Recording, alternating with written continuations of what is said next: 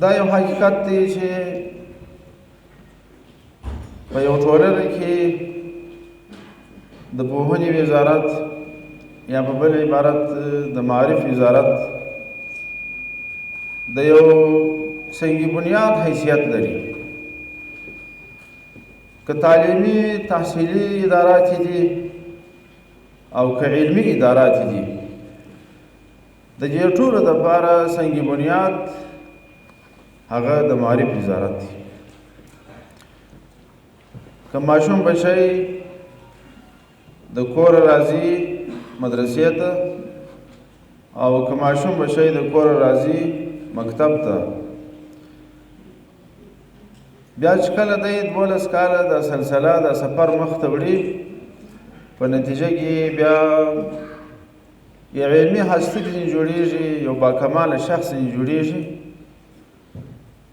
د دغه شخص د لا ترقۍ او پیاوړتیا دپاره بیا بل ګام تخنیکي او مسلکي اړخ ته اخلي، یا دارالعلوم ته اخلي او یا عالي تحصیلاتو ته ګام اخلي چې لا پیاوړی او لا قوي شخص د دې انسان څخه جوړ شي. او د دې په نتیجه کې په علمي وزارتونو کې او په علمي اداراتو کې، په تعلیمي اداراتو کې چې د کومو مسؤلینو، کومو کارمندانو انتخاب او ټاکنه کیږي،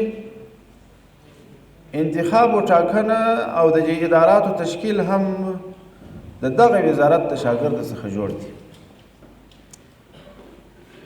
د ټول نظام په حواله که سړی ووایي چې ټول نظام هغه تر معارف پورې موقوف دی، هم به بعیده نه وي.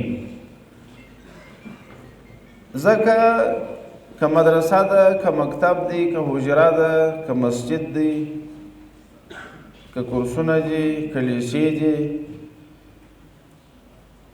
تر هغه وخته چې عالي تحصیلاتو ته خبره رسیږي، دا ټولې تعلیمي چارې هغه هم د دغه قدرمن وزارت پر غاړه باندې دي.